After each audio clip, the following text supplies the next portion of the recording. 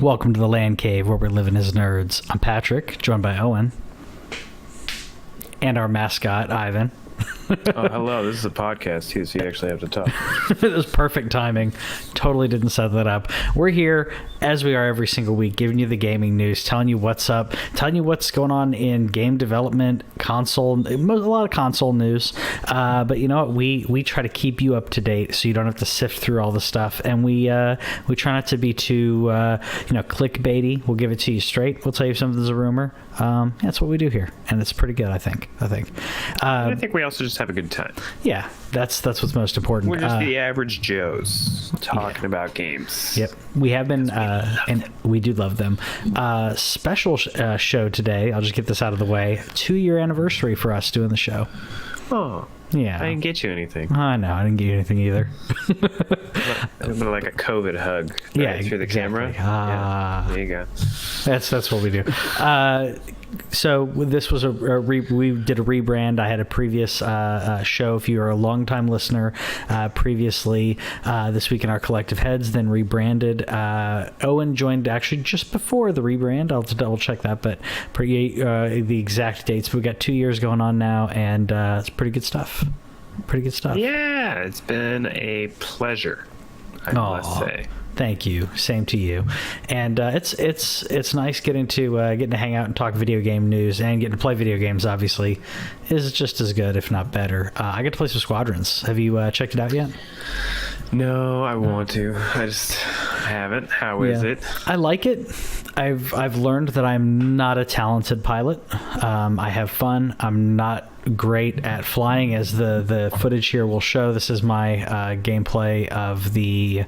I guess this is after the tutorial, but everything's still very tutorial-y for a while. Sure. Played a little bit of a multiplayer. Did terrible, but this is a single player. I like the campaign. I like what they're doing with the story. I don't like, minor complaint, and it does not spoil anything, but in between the actual flight missions, when you talk to your fellow pilots and you get missions and stuff, you can't actually walk around. You just point your reticle, and then you say, okay, I'm going to talk to this person, and then it goes to a cutscene, or it zooms in on you standing next to them, and then it goes back into so it's almost like a point and click at that point. Sure. Total minor complaint, but that did kind of make me groan a little bit. I mean, that's probably the difference between like $40 and $60. Yeah.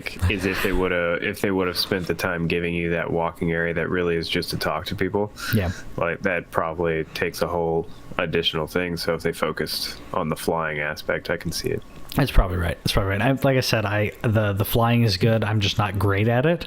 But it's, I swear, I think they used every button on the controller in an effective way. As they start adding different, not abilities, as they start showing you different tactics, or different, giving you different options, like they slowly start adding onto it, but it never got overwhelming to me. I like it. Like I said, I'm not a good pilot, but I'm having fun. Did you beat it? No. Yeah, I haven't beaten it yet. Did you play online at all? I played online a little bit and died. I did like How's the servers? I didn't have any problems with those. I had to wait a little bit, but not. Okay. I mean, kind of like Battlefront, where, sure, you wait. Your wait can be hardly anything, or your wait can be a minute or two. Wasn't too bad. I did have the game crash on me, though. Was it I can't remember now. It was in multiplayer. Once in multiplayer, 2 or 3 times in single player. That's what it was. So that, and I don't know if it was a server crash, or because it gives this generic lost connection. But the crashes that I had, I did not lose connection on the multiplayer. I'm getting confused. It froze. The screen froze on me, and I wish I'd had it here. So anyways, I'm not going to complain. It's really early on in the release, so I'm not going to complain too much about it. Yeah, I hope to get to it soon, at least play through the campaign. I do have a habit of, if I am going to play an online game, I do generally like playing Star Wars games. I love, Battlefront is other than a little bit of Final Fantasy 14, but Battlefront's the only like competitive online game I've played in the last year. Yeah, I can say I didn't play COD this year at all. I am going to play Cold War this year, but generally Star Wars is what can make me do anything. I can go see a terrible movie. I can buy the trilogy again. I can buy all the video games. I can even play multiplayer online. Yep. Even though I would say I don't think I'm worse at this than I am at Battlefront. I feel like I do get some moments in Battlefront where I feel like I'm winning. I feel like I'm doing well. This one I didn't feel as much as I didn't feel like I was being as productive a member of the team. But it probably comes with time, and I'm more used to shooters than I am flying. I am flight sims. But yeah, I like it's very polished. I love the cockpits. The difference in the cockpits. It's very natural in where everything is placed. It's not too daunting when you go between X-wings and E-wing, a TIE fighter.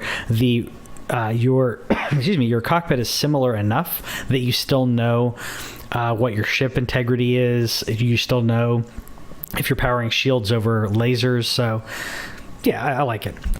Did you buy this on PlayStation? Yeah, I got it on PlayStation. You should hook up your PSVR, dude.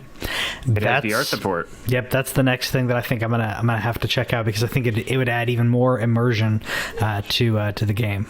So I got to do that. I got to break that thing out anyways. I haven't used that in forever. Yeah. Very cool. Yeah.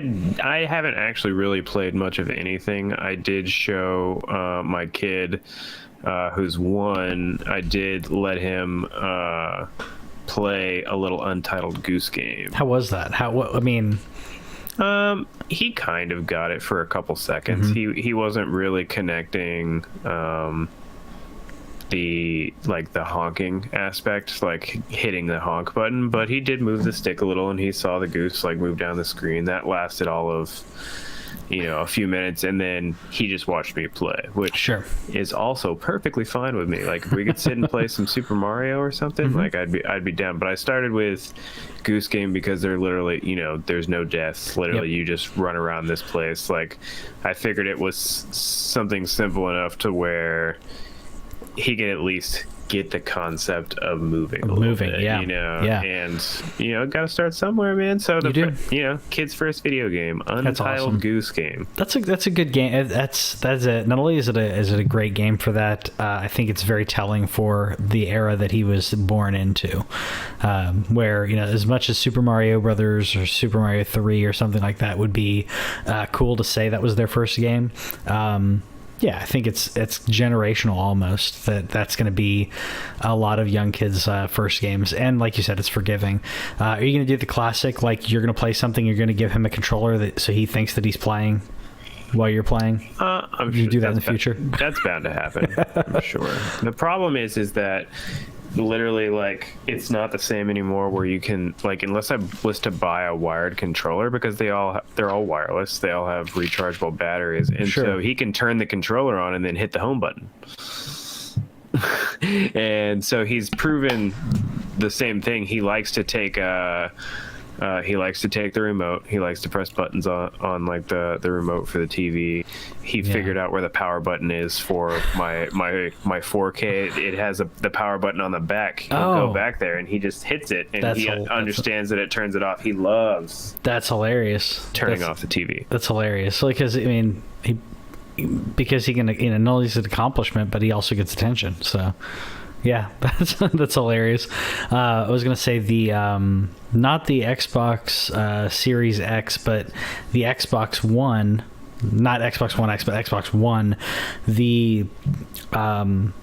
There were friends of mine who had kids who they said that the kid would just push their hand over or near the console, and you didn't have to actually press it. It's just a sensor.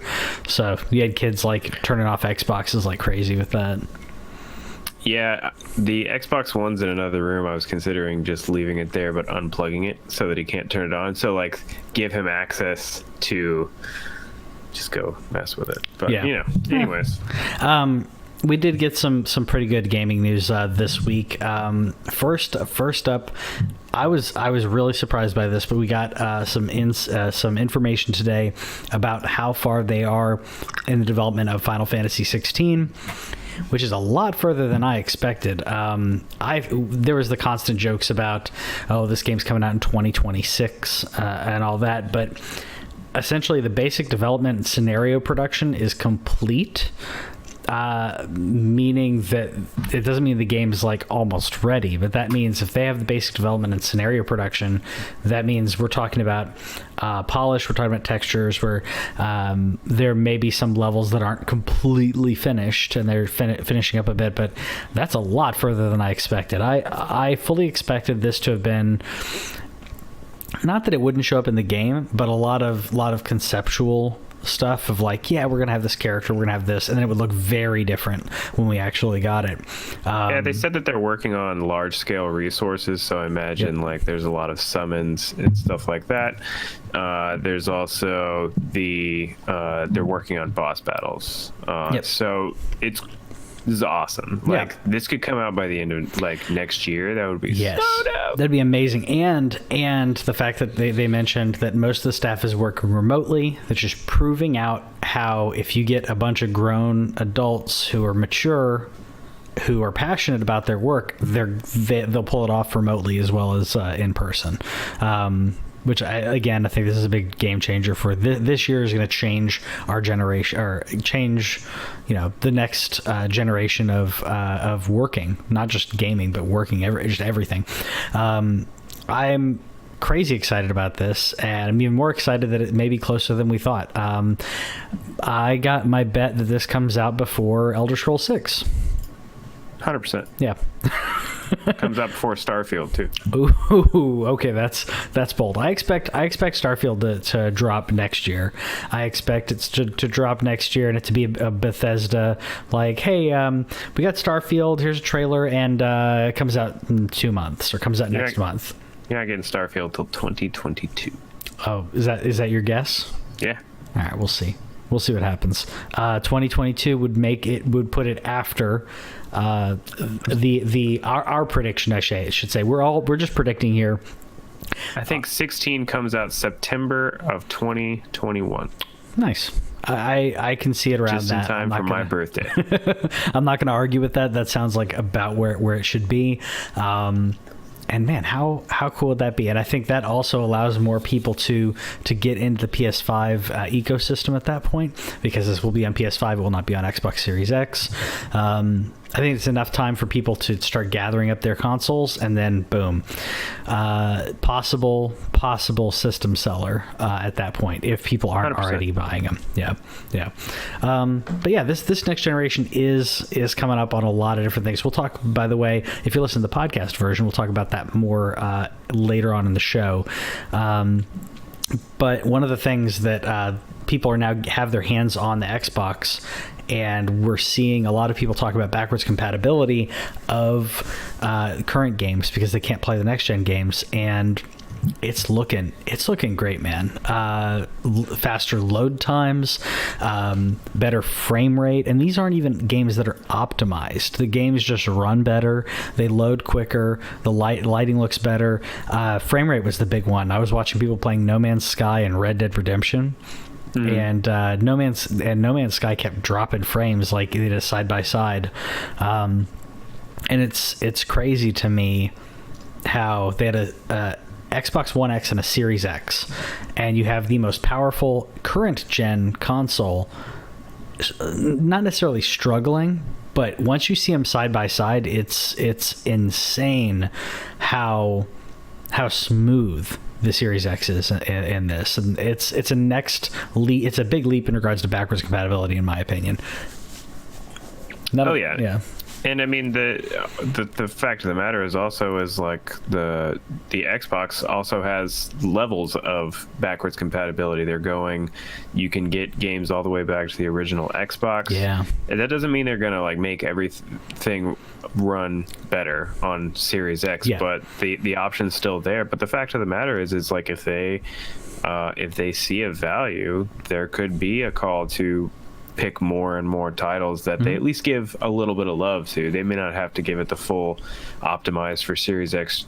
I almost said 1X and corrected myself back to Series X, but I said Series X the first time. You did it. That doesn't mean that they're going to necessarily do it all, but if there's a call for that, if there's a call for at least up-resing more things for the Series X to run, like imagine all the games that you can get to run over 60 frames. Yeah. And that'll be awesome.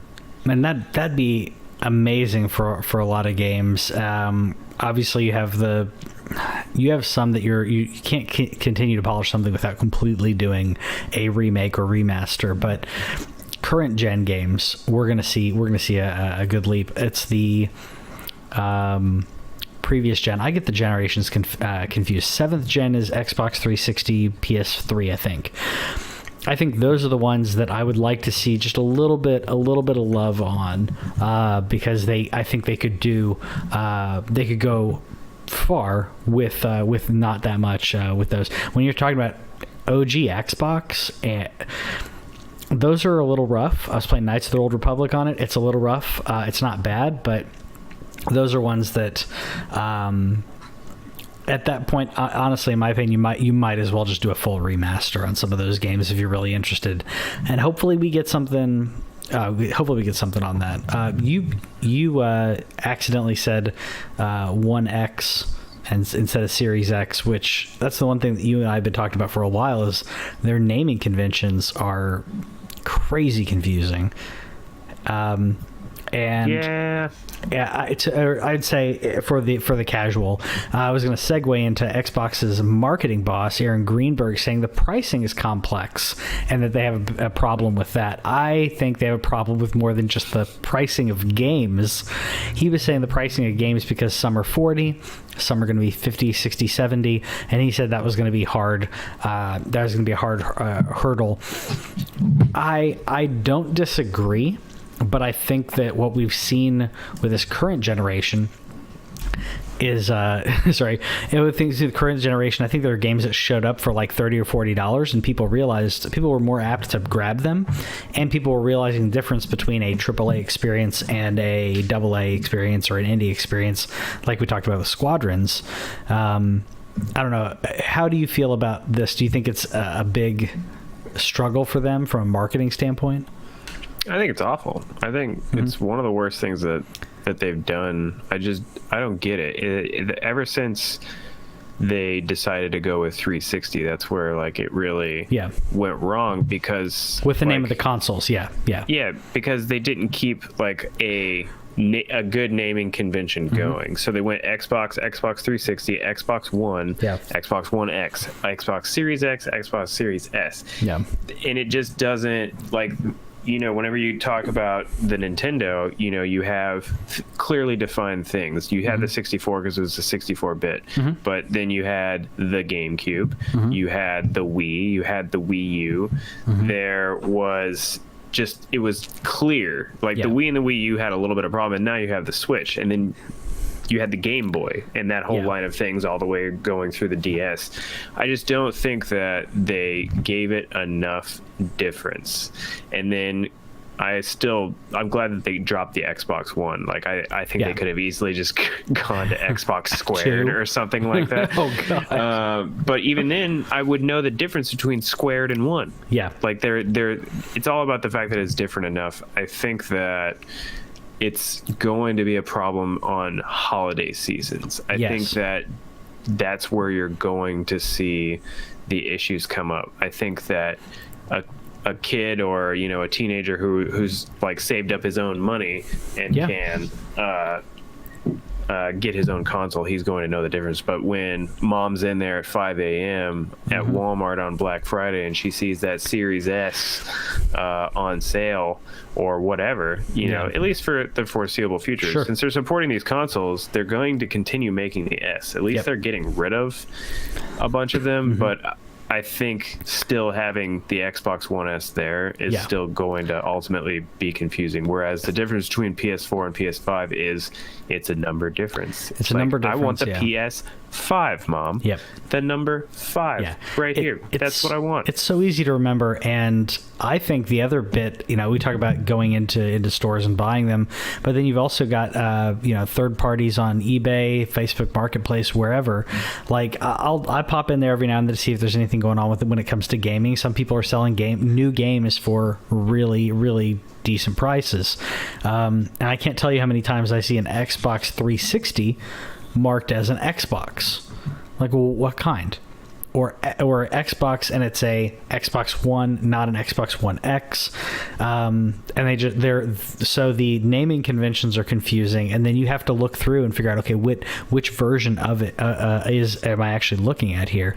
On the shelves, it's I would say that's where you're probably going to have, like you said, for this year, that's going to be a problem. I'd say in the foreseeable future, Xbox One X, Xbox One, Xbox Series X, it just gets all confusing. Either name it something completely different that has no numbering system, or keep a numbering system. And that's why I love PlayStation for that.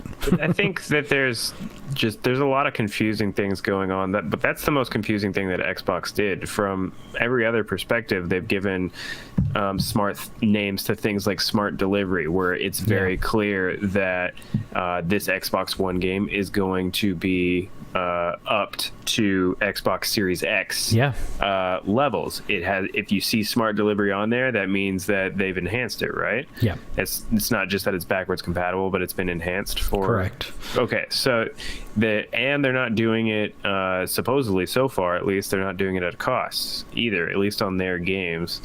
Whereas Sony, you can't even buy Spider-Man Remastered by itself. You have to buy Ultimate Edition, and then you can buy Spider-Man Miles Morales on PS4, and it's something like you can pay then $20 to get, like, to upgrade it so that you get. It doesn't. It's that kind of thing, and now you also have Sony removing PS3 and Vita games from PSN. Yep, I was going to mention that. By the way, Jeff in the comments talking about a huge increase in parents buying One X thinking it's the new console. Yeah, you're totally right, Jeff. That we saw that happen at the launch. It was something dumb, right? It was 740% or something insane like that. That Amazon bumped up, and I'm sure a bunch of others did as well. Because I'm sure someone was in there going, "Oh, I found it. I'm good." Also, it's a solid console, so. I'm fine with that. But regarding Sony removing PS3 and Vita from the store. This is from their online store. So it's the store via the web. So if you are on one of those consoles, you'll still have access to the store, which is clunky and slow and sucks. I've been on the PS3 one and it sucks.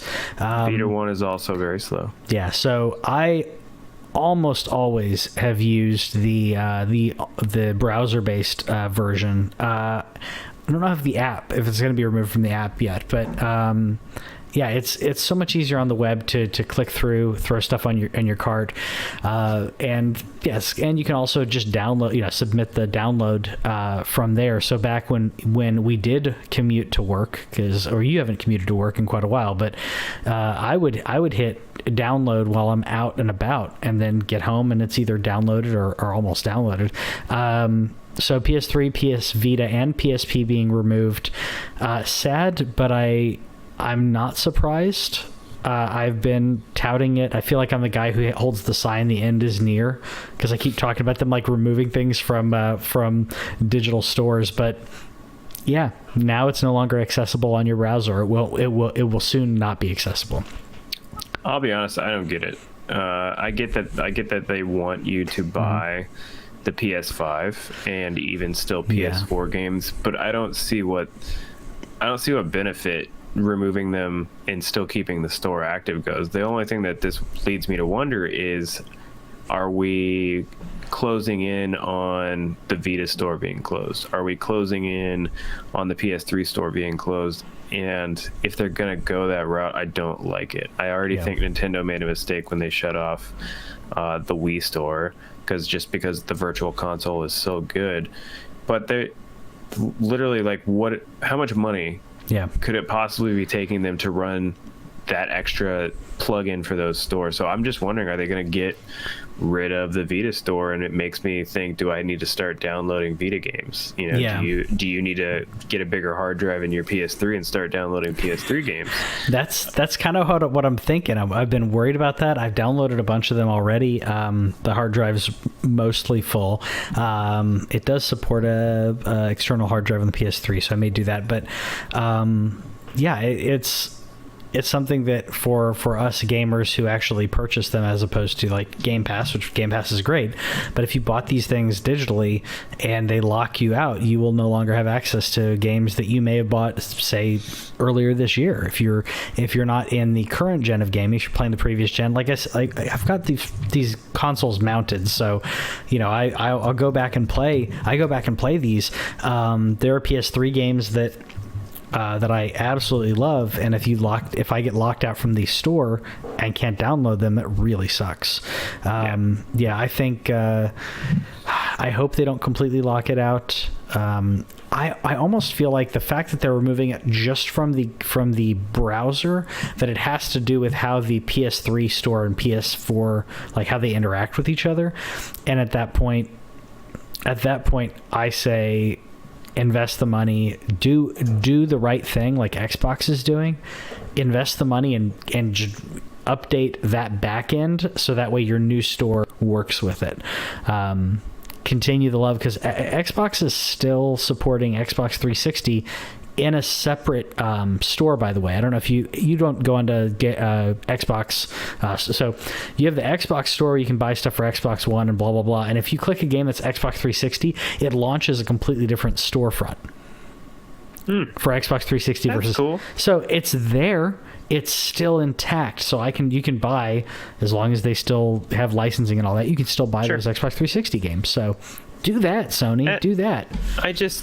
There's a teardown video that came out, and I think that if you're really interested in looking at all the ins and outs of the PS5, that you should watch it. I'm excited that there's a USB-C port on it. This thing is way too big. I have no idea. Why is this console so big, dude? I know exactly why it's so big, and I will not go into... I probably go into separate video where I talk about this kind of stuff in plain English. I'm considering doing a takedown of my console as well when I get it, doing a complete teardown. The biggest reason... I will fast forward to the reason this console is so big, which is... I thought I had it. Yeah, it's right here. This giant heatsink. That thing is a monster. And if you look at when he starts taking all the pieces out, right? He takes out the board, he takes out everything else. He's talking about the chipset and the liquid metal. And then when he pulls back, because that's just a zoom in on the board, it should come up here. So there you got the shell. That's how big the heatsink is. Between the fan... No jet engine is what they're going for. No jet engine, yes. Between the fan and that heatsink, that is the reason why that thing is so huge. And there's rumors / I don't know, people actually have Xbox Series X now. They're saying that those things are getting really hot. Meanwhile, the PS5 is staying cool and quiet.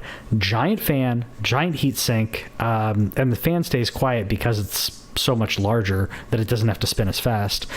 I stand by when they fix the cooling with that heatsink and fan. If they can get that to be reduced, that's when we'll see the PS5 Slims. It's going to take a while, but that heatsink's the reason that thing is a giant boat. Power supply is not too small. So big. I mean, if they're really going for like getting the most performance out of it because of that heatsink, I get it. But I was going to say, if you're interested, and we're showing it right now on the YouTube thing, if you want to check it out, but I would definitely go look at it. The custom faceplates possibilities are great. But really, I don't know what you're thinking, but I think that we should really talk about how much Xbox is killing. I was going to say, I think like we could keep talking about PlayStation. Like, by the way, the original video is in. Actually, real quick before I talk about that, that is your area to upgrade your solid state drive. By the way, so they had multiple people in comment sections saying, "I don't know where does the drive go? It goes in there." Anyways. If you want to watch this video, there are ones with an English dub, which I found to be a little easier, as I'm trying to. It's easier for me to listen while I'm ingesting and digesting that visual. But yeah, also those things he's removing, that all voids your warranty, so don't do that. Anyways, I'll probably do a video on that sometime later on when I get mine. But yeah, let's talk about the two consoles we got going on and how much Xbox is killing it, completely killing it. This generation. If you want to go back and watch last week, we did an Xbox Series X versus Series S video, so we're kind of continuing that next gen countdown, and this is a big one in my opinion, because my opinion is light years away from where it was 6 months ago. Yeah, you've gone from, both of us, if you're longtime listeners and viewers of the show, you know that the two of us have been playing a lot of PlayStation. We both have Xbox consoles. I have a Series X. Sorry, I have a One X. You have a One. It constantly happens, but. I have the One X, I have the PS4 Pro, and I play tons on the PS4 Pro. This next generation, we have both gone from fans of PlayStation who are, we're still getting both consoles. We're now more than likely going to be playing on Xbox way more than PlayStation, except for exclusives. And we wanted to go into, originally this was going to be Xbox versus PlayStation, why you should buy a PlayStation, why you should buy an Xbox. Full disclosure, as we've basically already said, we're really in the Xbox camp right now. So we're going to talk about the comparison of the consoles, but man, the value of the Xbox Series, so S or X, either way you're getting good value. Man, I could just go on and on. Do you want to go like down the list that I got? We should actually just call it the Xbox Series from now on. If we, instead of having to say the X, which I think is what screws me up, I'm just going to call it the Xbox Series for right now. Yeah. I think it's important to know that the hardware on both of them is very similar. We know that the PS5 hard drive is something to behold, but otherwise, the Xbox Series, at least, and I'll say this now, the X, is supposedly going to have slightly better graphics. I think we really have to see the games, come out for that to be proven, but this generation, they have Game Pass. They have a Game Pass with, what is it, 20? I think you need to see how many studios they own now with Bethesda. Something like that, yeah. So, and with Game Pass, you're getting really good quality games, and you're not only getting, I wouldn't even say older games, classic series like Gears, but first party games come to Game Pass day one. So anything that if Microsoft owns the studio, as Owen is looking up, that means that game comes to Game Pass day 23. 23 studios, including Bethesda. So with Bethesda and all the other studios, that means if you have a Game Pass, which Owen and I are now Game Pass members, if you have Game Pass, you can play any of these games as long as they're on the store or on the service. I don't know how often they rotate out. It's one thing that I do want to look into, but the fact that they're there day one means you'll be able to play the new Halo game day one without having to drop another $60 on it, or sorry, $70, because we're in the next gen now. It's not just that. So if you are a Game Pass Ultimate member, which there's deals for all the time, I went and bought a year of Game Pass Ultimate. I bought it in 3-month chunks. Normally it's $15. I think it's $15 even for a month. I bought 3 months for $24. Those deals are out there all the time. So not only do you get Game Pass on your series, that also, if you have an Android device right now, that includes xCloud. at no additional cost. Yep. That includes Xbox games on your PC, as well as a library of Game Pass games specifically on the PC. They are a little separate. Sometimes they get PC deals that they don't have on console. Sometimes they get console that they don't have on PC. Console wise, it's a 300 game library on any given day. On PC, I believe it's somewhere around 100. Yep. That's all included in the Ultimate package. Now, the exclusives aren't there yet. Yeah. That's where we know that Sony is hanging its hat. That's part of what made the PS4 generation great. Yep. They own 23 studios at Microsoft now, dude. Like, just because they're not there this fall, I think there's still plenty to hold me over. I think with the games like Cyberpunk, with a game like Call of Duty, with a game like Valhalla, there's plenty to hold me over while Xbox is going on. And we don't even know what Bethesda's been working on other than Starfield and Elder Scrolls.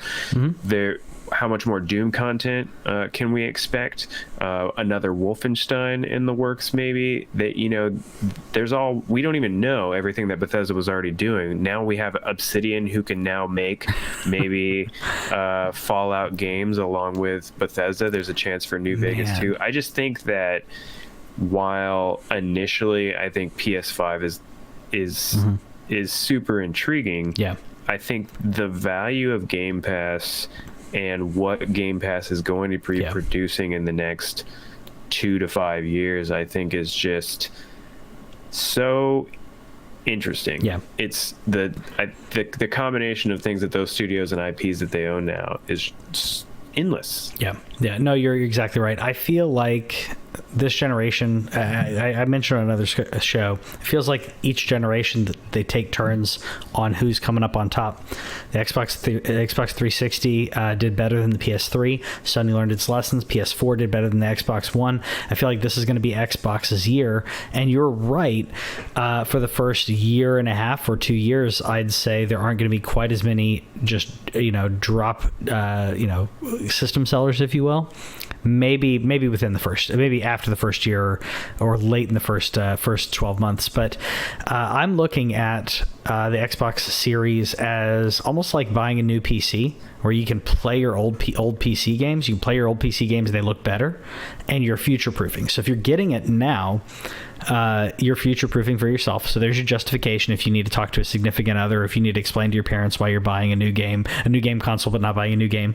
And if you get the all access, if you're doing all access with your credit check, then you're paying per month and you get Game Pass with it, which I think is one of the best deals, especially if you're like a college student or have a limited budget. Getting a Series S for $24.99 a month and having access to Game Pass means for $24.99 a month, then you get access to all these games day one. I would have killed for that in college, man. I would have killed for that. I played like the same game constantly in college. Partially because of budget. Getting the next hottest game every single month is hard to keep up with if you're on a limited budget. So, yeah, man, Xbox is killing it. You mentioned one thing in there, so let's kind of like just hit them, side by side, just like with Game Pass. So PS5 does have PlayStation Now, which we really didn't speak to as much, but I think that they have some changes to make. Yes.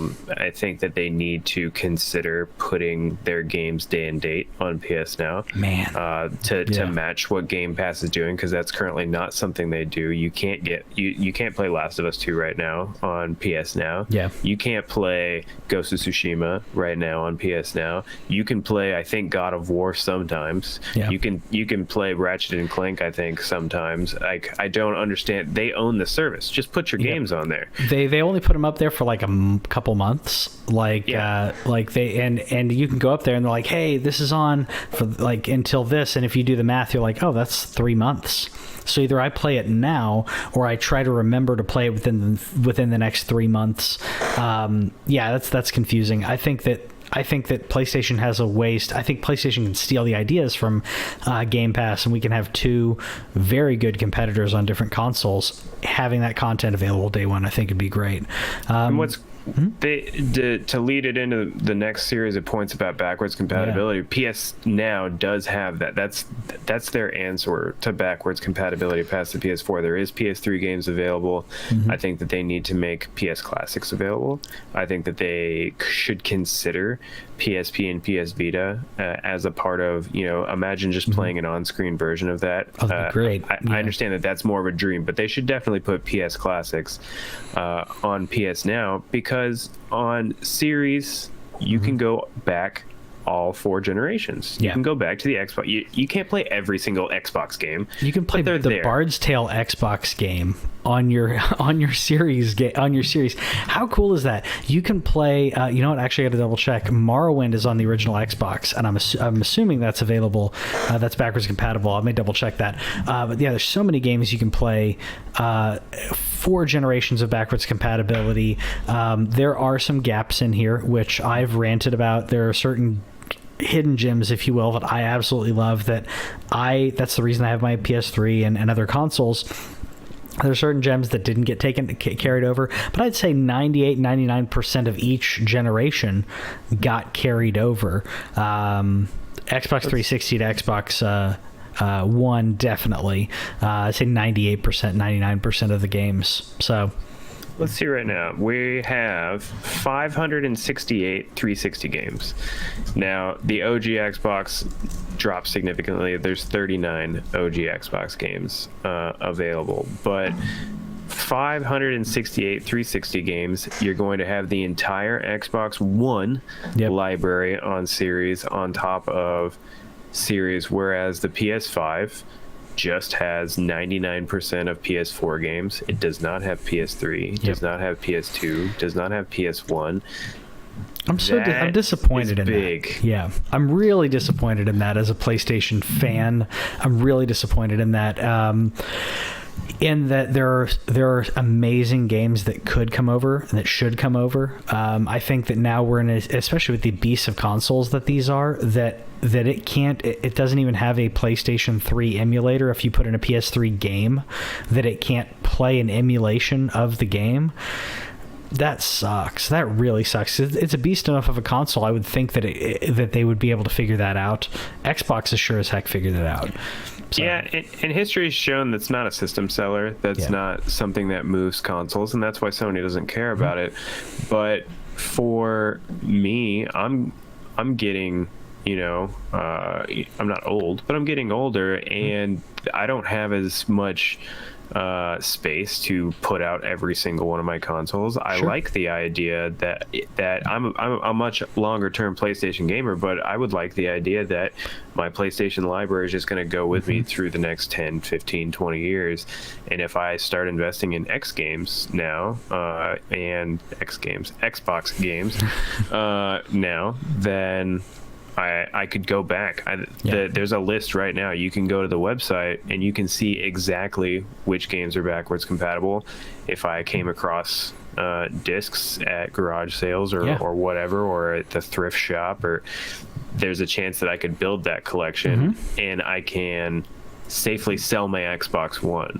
Once I get my Series X, I don't need my Xbox One anymore if I want to, and I'm just keeping that one device moving generation to generation. Sure, you could keep your old one. My plan is to keep my previous gen consoles. Sure, they're in a separate room. But yeah, if you have limited space, if you want some extra cash, then selling an Xbox One selling it because you already have this future going forward. I think it gives people comfort in moving to a next generation. It's not a system seller, but it makes it easier to justify the purchase when everything that you've purchased the past 8 years can come with you. I think that's a big like you said, not system seller. That's a big bonus to picking up the next one. PlayStation, you will be able to bring everything for the past 8 years forward as long as it was a PlayStation 4 game. But I've played some Xbox 360 games like the past year and a half. I've played some Xbox 360 games on my Xbox One, and I'm going to do the same thing going forward. And I did double check. Morrowind is playable on my Xbox One X. So, yeah, these are and Knights of the Old Republic is playable as well. These are great games that you can continue to play, going forward into the future without having to figure out how your PC can play them. As well as, I guess that way speaking, well, I won't skip too far forward. I was going to say cross-gen saves. Yeah. It skips a little bit, but I think that segues directly into that. Right into that, because if I'm playing a game, on a PS4 version of, say, Valhalla, that's what Owen and I were talking about right before we started the show. If I'm playing Xbox One version of Valhalla and I don't have my Xbox Series, then I get a Series later on. That generation will come over with me. My save, will come over with me, meaning not only will I get a free upgraded version on the titles that they've listed, which is a good amount of titles, my save game will come over with me for 8th generation to 9th generation, that is. So Xbox One to Xbox Series. That's a big thing for anyone who's not buying their console now. That's something big in the next year or 2 years or so. I think it's a big thing, especially for games like Cyberpunk. Man, because Cyberpunk's a game you're going to sink a lot of hours into, and you may not want to restart it. Maybe you do, maybe you don't. Well, both companies have said that the support for current gen games is going to continue for a while. Sony may not directly, but we already have discovered that Horizon Zero Dawn 2 is going to be on PS4. We've discovered that what's the other game that's going to be on? Spider-Man Miles Morales. Spider-Man Miles Morales, yeah. Those are both PS4 games. Now, this hasn't been a good year for everybody, man. There's a chance that you don't get to jump to next gen day and day like me and Patrick did. We're very fortunate, and we're very we both work very hard, but we're very fortunate to be able to say, I'm getting a PS5 and I'm getting a Series X. Not everybody is that way, but they still want to play Cyberpunk. I discovered today that you can pre-order the PS4 version of Assassin's Creed Valhalla for $50 instead of $60. Yep. And Ubisoft has already said that they're going to upgrade that for free. Now, I sink 100 hours into Valhalla. If you've played Origins or if you've played Odyssey recently, those are long games. You can get lost in that game for a long time. Oh, Christmas comes along. Maybe I'm lucky I got my Xbox for Christmas, or next year, my birthday next year, or I get a new job, or whatever happens in 2021 or even 2022 even. All these games that I put all this time into, PS5 has said you cannot do cross-gen saves, and Xbox can, and I don't get it, dude. It makes zero sense to me. That hurt me. I felt pain as a PlayStation fan. I felt pain because I'm thinking that's time and investment into a game save that should be able to come to carry over, especially when you're talking about the game saves of multi-platform games, because we're not talking about Sony's exclusives or whatever. No, we're talking about Valhalla Cyberpunk is not going to carry over. So Miles is one thing where they are doing some funky things when it comes to the sales of it. I feel like we're trashing PlayStation this entire time, but it's true. But that's what happens when you fumble like this. Xbox, if I get a game on Xbox that is also Xbox One that's also on Series, I can bring it over. It can grow with me. I mentioned earlier, because I know it's not in this kind of vein, but imagine a game like Witcher 3 that people put years into, and then you upgrade your console and you can't take your save game. Come on. Now, I do want to be very clear, because we are skipping over something. So whenever I say that the cross-gen saves are not coming over, that means that if a company chooses to upgrade their game, so if CD Projekt Red goes back to Witcher 3, which they absolutely should, and do an up-resed version, an upgraded version for PS5. If you upgrade your game, your save does not upgrade with you. Now, if you're playing a backwards compatible game, you're playing Witcher 3 on PS5, you're playing the PS4 version, so that means that it's not taking advantage of what the PS5 can do. That's where you get to keep your save. Yeah. So I want to be very clear, when I'm talking about cross-gen, I'm talking about games that get upgraded. Correct. Like AC Valhalla, you get a free upgrade from Ubisoft. Miles Morales gets upgraded to the PS5 version. The Horizon Zero Dawn 2, I imagine they will be doing cross-gen purchasing for that. If they don't, they're out of their mind. Yeah. But that means that when you upgrade, you can't take your Horizon save with you, and that's a first-party game. How is that not something that they're... I don't get it. That hurts my heart. I don't get it. Really? I'll give you the backwards compatibility because nobody cares, but you can't tell me that people don't care about this. I want to play the new hotness. I got a new PS5. I want new hotness on my 4K TV. Yeah, new hotness, and I don't want to start over. I want to bring over the characters and the story that I was already. I want to continue that. That hurts me. I really hope GTA 5. What if GTA? What if Rockstar doesn't solve that, dude? If Rockstar, like GTA Online, if GTA Online didn't do it, man, that would be so stupid. GTA 5, the single player. Okay. That's not as bad, and honestly, I absolutely love the single player campaign of that, the single player aspect of Grand Theft Auto 5. Yeah, but I can't. It hurts me. I know I said it before, but man, it hurts me thinking about being in that situation where I'm investing all that and I have to start over. That being said, I know backwards compatibility and all this, that's not a system seller. This is something that is icing, but at this point, we're not even talking about backwards compatibility. We're talking about the upgrading your current current gen to next gen version of the game. And I think the fact that Xbox is doing it for free in most cases and allows for cross save, it's consumer friendly as heck. And it's clearly labeled with smart delivery. With smart delivery, yeah. You know exactly what it means. That smart delivery. When those Xbox One games come out, sorry, I didn't mean to cut you. No, you're good. When those Xbox One games come out over the next year, maybe even 2 years, because Microsoft is committed to supporting the Xbox One line. They have stopped selling them, but I think they stopped giving out numbers. Let's just say there's 60 million Xbox Ones out there in the wild. That's still an incredible user base that Microsoft has still said that they're going to support with games. The games are still going to be coming out on that thing, and you're probably going to see more and more games labeled as smart delivery, especially if they're coming from the first party.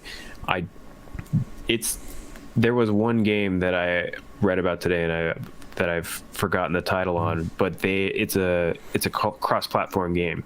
They are coming out with an Xbox One version, a PS4 version, a PS5 version, and an Xbox Series version. They said that they can support cross-gen saves on Xbox and can't support it on PlayStation. Yeah, so that has to do with the PlayStation infrastructure of how they're doing. And fix it. Like, I'm sorry, if you did this, you done goofed. You got to go back, because we're not talking about I can't do the thing that I used to. It's no longer trying to get something ancient to work with your stuff. It's getting the stuff that you're working on now to work with the stuff the stuff you've been working on, with the stuff that you're moving forward with. That is bonkers. They need to have, especially nowadays when it comes to technology, there needs to be a way to be able to cross these via some type of either they screwed up the back end architecture and trying to improve it, or they just didn't think it was a big deal, and they just did everything net new, which is stupid. I'm sorry, I'm kind of going into like business talk here, because I have to deal with this from a work standpoint, but it's you created this. PlayStation made the PlayStation 5 ecosystem and PlayStation 5 backend infrastructure. PlayStation Network. But what I mean is, if the PlayStation 5 infrastructure and PlayStation 4 infrastructure can't cross save to each other, that means they've got to be very different, and that's stupid. But that doesn't make any sense. They said that the PS4 operating system is that the PS5 and the PS4 operate on the same. What's the word I'm looking for? It's not the same operating system, but it's the. I know what you're talking about. Dang it. Yeah, let's say infrastructure again. Well, it's a different word that I'm thinking the back of. end. Well, I'm thinking of the back end as opposed to the front end, right? Or to me, I think it's their network servers as opposed to the system itself. I'm talking about like the servers on that's what I think is going on. I feel like it's a PSN issue. I feel like it's the fact that PSN was built on a terrible foundation. It's the same reason that it took years for us to be able to change our PlayStation names, and then if you did, there was even some games that it broke because they tied the email address that was the account. Like the username. They tied the username as the account instead of assigning it some number that a username was on top of. And I think that this is just more a part of it. We've talked about how buggy and slow PSN is right now. It's been broken on Safari as a Mac user for months. The app is not good. I'm really hoping that the launch of this new store that they're coming out with, maybe trimming the fat of Vita and PSP is going to make that better. But from what I've seen, the experience for getting games to the Microsoft Store, at least on the Xbox, isn't that bad. I don't care for it on PC. I think it's a little clunky to tell what games are updating. But I think that's because they made it look like a console and it's a PC. So it's like, there's something there. But everything's just so far just pointing to easy. What we always talk about on this show is why we like console gaming so much is because it's easy. And Xbox is going easy this gen. It's easy, and I mean, the smart delivery, by the way, which if you're not familiar with it, like it's basically saying whichever system that you're purchasing it on, they're going to deliver it the correct version. You don't have to figure out I grabbed the wrong box. This is supposed to be the Series S, not the Series X. It's going to get you the correct version, one to series to whatever. It's easy. It's consumer friendly. I'm so amazed that PlayStation is fumbling so hard on this. And it's like a lot of the things that we thought Xbox, because what we've been saying for like earlier this year, you and I were saying, well, Xbox doesn't have the exclusives. Xbox doesn't have the games. But now they're starting to. They're building up. I feel like they've been building up, buying studios, building up those studio base. So now their console is going to have some amazing games on it. That and you have both the most powerful console on the market and the cheapest console on the market. They have cornered the market on that. You want the biggest, baddest? That's Xbox. You need something cheap this holiday? That's Xbox. I mean, no matter what, they're winning. Unless you want to not mince words, unless you want to get into nitty gritty of Demon's Souls is going to be on PlayStation, Spider-Man is going to be on PlayStation. That's where there's two things that Sony has going for right now. It has the likes of Naughty Dog. It has the likes of Sony Santa Monica. It has the likes of Insomniac. It owns less studios. I think, let's check something out. Sony owns studios number. I want to say it's 9. I thought it was like 12 or 13. But they own less. I know Sony does get close to a lot of studios. They have a lot of close relationship with studios for exclusivity, but they don't straight up own them. Man. SIE owns 15 studios. Okay, so 15 to 21. A bunch of them do back-end stuff, but they had the benefit of having an amazing generation. The PS4 generation, we saw God of War. We saw a new Ratchet. We saw Last of Us 2. We saw at the end of the PS3 era, we saw The Last of Us. We saw Uncharted 4. We saw Ghost of Tsushima. We saw Days Gone, which a lot of people say is a very underrated zombie game. That's not even counting all the stuff that's come out of Sony Japan Studio rather, with that they're still doing RPGs over there, that you never know what Japan Studio is going to do. They have that going for them. They have that. They don't have the same amount of quantity, but they do have a lot of quality, and they have one of the cheapest VRs on the market and a functioning VR store that has a pretty decent amount of games and I believe that they're probably working on VR2. I think they are. That's not available on the Series X. Again, not a system seller, but the PSVR, for those who don't know, is the highest selling VR headset in the world. And whenever I say the number, it doesn't sound as good, but I want to make it clear it's the highest selling. But there's somewhere around 5 million PSVRs out there. Yep. And like you said, it's not a system seller, but it differentiates the two. I think PSVR 2 is going to happen. I feel like and I know I said this earlier talking about the generation, like Xbox, what Xbox One did during, what Microsoft did during the Xbox One generation. I feel like Sony's going to have to do that. Sony's going to have to come up from being the underdog after fumbling so many of these things, flubbing announcements and having what would almost feel like would be the basics down. I feel like they're going to have to come up from Xbox this generation. I feel like if people are educated consumers, and I feel like unless you're a hardcore fanboy of PlayStation, which you and I are pretty darn close to, Xbox is clearly the answer when it comes to this next generation, at least for the next couple of years. If you're wanting to buy a console right now, Xbox's value and the games that are coming onto them, as well as getting the free upgrades and Gamepass, I feel like Xbox has it, unless you're already embedded in PlayStation, a huge PlayStation fanboy.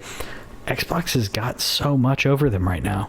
I think the other one that Sony did that we did miss is that if you have the internet for it, the $399 version of the PS5 is still a PS5. It's just a PS5 without a disc drive. It's not Correct. It's not like the Series S, like you mentioned. You did mention, do you want the cheapest console? It is the Series S, and the Series S is also a digital console. And for the money, I think that $299, it's a great value. But they don't have a discless Series X for $399, and Sony does. Sony has a PS5 for $399. Does not have a disc. If you have the internet for it, I think that there is a clear value at that $399 price point. It's just, is that good enough now at launch? Is that good enough? And I think I have to agree with you that in terms of November, man, next month, we're 30 days. Is it 33 days and 35? Double check, 33 and 35, Yeah, 33 days away from Xbox. And I would have to say, unless something crazy happens, unless Sony changes some tactics in the next 33 days, the launch system to get is the Xbox Series X. Or, again, if you can't afford it, but just to let you know, if you're doing that $24.99 for the Series X, you can pay $10 more a month and get a Series X for $34.99. It's ridiculous. And me personally, I didn't want to sacrifice on the graphics. I also didn't care about how big these things are, because they're monsters. The PS5 and the Xbox Series X are giant. The PS5 is bigger. The PS5 digital versus PS5 regular, traditional, whatever. So the graphics are the same. You just don't have a disk drive. Your hard drive is the same, which on the Xbox Series versus Series S versus Xbox Series X, the hard drive is considerably smaller on the Series S. Again, if you're okay with doing that management a little bit more, the hard drive management, Series S, they made that choice to get it cheaper for you, because the hard drives, the way they're doing solid state on this is expensive.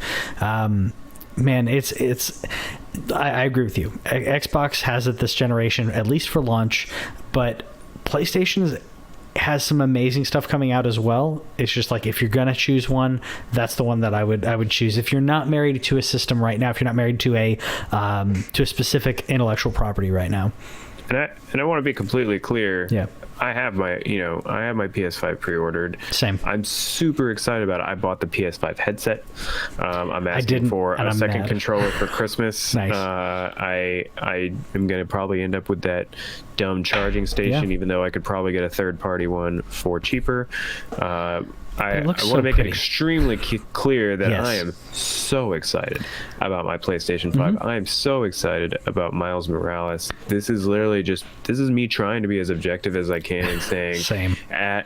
On paper, just the more I thought about it this week, whenever we were going to be talking about this whole versus, which one were you thinking? Like 2 months ago, this would have been a totally different thing I would have just been singing PlayStation exclusives, PlayStation exclusives, PlayStation exclusives.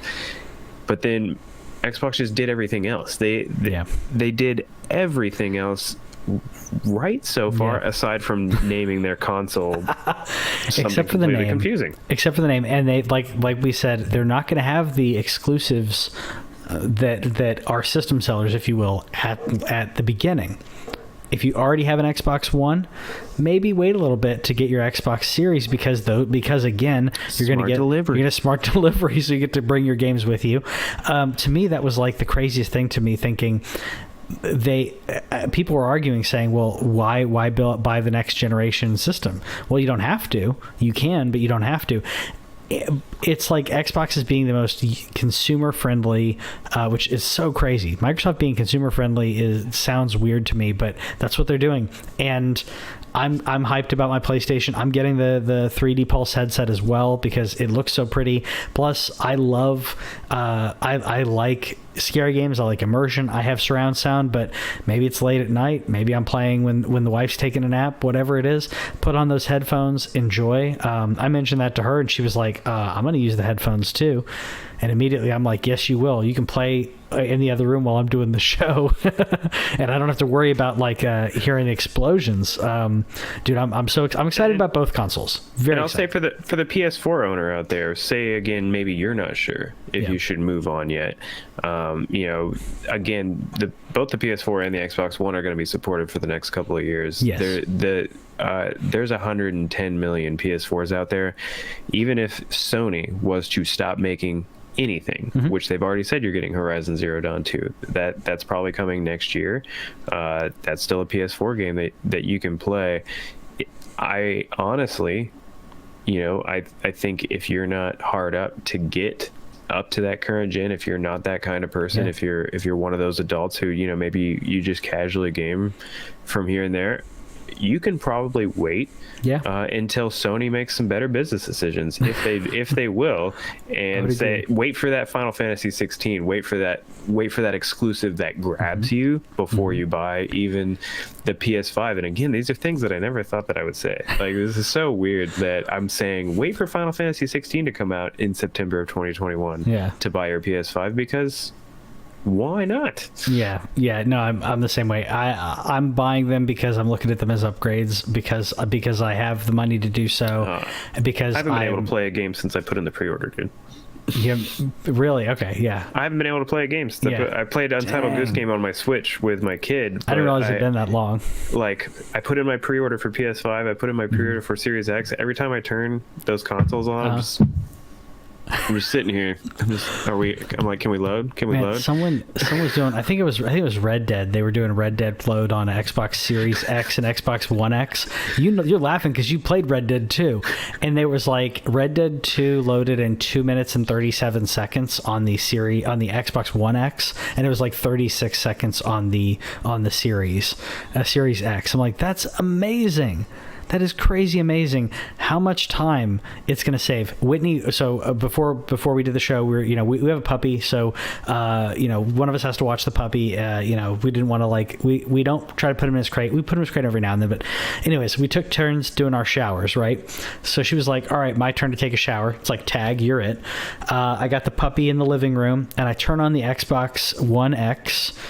And by the time the Xbox One X boots, by the time my game comes on, I played for less than 2 minutes before she was done with her shower, and she was coming out like ready to watch The Office or whatever. Like, I could have played for like 15 minutes, so like 10 minutes. Could have got in a match, a Battlefront 2. I could have got exactly if it didn't take 3 minutes for the console to load, another 2.5 minutes for it's crazy. I'm in such a lull right now. Like I beat Final Fantasy VII Remake. Yeah. There's some other smaller games. I played a lot of Animal Crossing. But then as soon as I hit pre-order, I'm waiting for November pretty much. I'm not going to not play games for a month, but I'm waiting for November, man. I want my SSDs. Yeah. I'll say I know when I start up these consoles, I'm going to be wowed in a different way than I'd been wowed before. I mean, the fact that they've given out Xbox Series X for people to try out without giving them a new game. They're just like, here's the new hardware. Just, with somebody, I don't know if they gave them Game Pass with it or what, because like everybody's using Game Pass with it, and everybody's freaking out about how great it is, and they're not even playing the new hotness yet. That tells me how great this generation leap is going to be with those small things like load times after you die when you need to get back in. It's going to make gaming easier. And that's what console gaming should be about. It's supposed to be about ease of entry. It's supposed to be ease of play. I'm just hanging out and playing a game. I don't need to worry about a bunch of other things. And yeah, X got it this year. We'll see what happens next year. Would you say that X is going to give it to you? It's going to give it to you. Yeah. Our friend Chris posted on that earlier this week when we were talking about Xbox Series X versus X. Man, it's like they're giving us everything that I need. I'm getting my PlayStation 5. If you know me, I'm a huge Souls fan. So I'm going to be playing the Souls games on the PlayStation. I'm going to be playing Ratchet and Clank. I'm going to be playing Sackboy. I'm buying those games on my PlayStation. But man, Xbox has got so much going on that I know I'm going to be playing Xbox a lot too. Yeah. What a time to be a gamer, man. Yeah, I think as long as my Xbox gets here before, like that's the only reason I would play my Xbox first, because I'm getting Miles Morales day and date. That's that's the next gen game that I want to play first. Like I want that to be like my yes, we're in next gen moment. Unless something comes out that I think I'm probably going to get Cold War on Series X just to have a next gen game right away on Series X. And unless Game Pass gives me something, you never know what Microsoft's going to announce in the next month, like what's going to be available on Game Pass day and date. Xbox Series X launch. Let's go. 33 days. Countdown. It's countdown. This is pre-Christmas is what I'm calling it. This is pre-Christmas. I cannot wait. And then we get into Thanksgiving with these consoles too, and I can't wait. I'm glad we're getting them before it. I'm crossing my fingers on the Xbox Series because I may get it after launch. I hope I'm not, but PS5 I'm at least going to get at launch, so we'll see what happens. Yeah. Anyways, so that's it for the news this week. I hope you enjoyed it. Let us know what you think about Xbox versus PlayStation. Which one of these consoles do you think is right for you? Because we touted Xbox being what we think is the objective winner. Maybe there's reasons you like PlayStation. So let us know what you think about that. And check us out on Facebook, blah, blah, blah. Follow us on Facebook. Follow us on YouTube. Be part of the conversation where we're talking about this leap into next gen. Take the leap with us. Yeah, we'll see you next time. Live every Thursday. Live every Thursday. And we'll see you next Thursday. See you later. Bye.